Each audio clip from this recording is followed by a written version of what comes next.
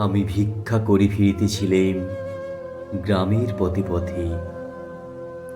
তুমি তখন চলেছিলে তোমার স্বর্ণরথে।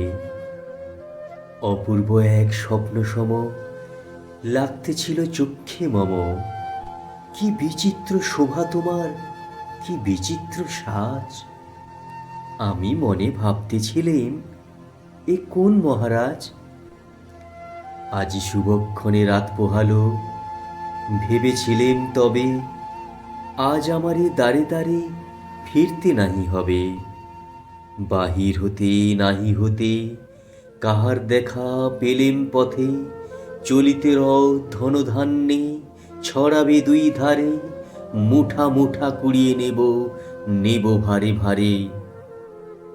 দেখি সহসা রথ থেমে গেল আমার কাছে এসে।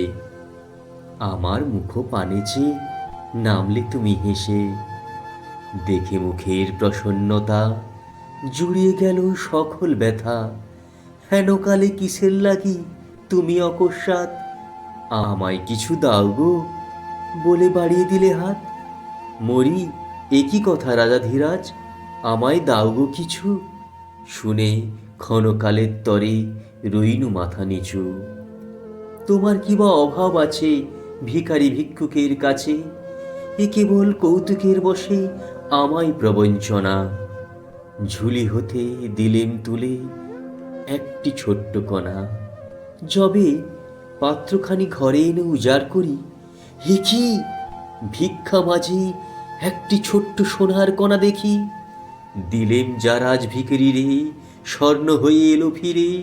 তখন কাঁদে চোখের জলে দুটি নয়ন ভরে। তোমায় কেন দিনি আমার সকল শূন্য করে।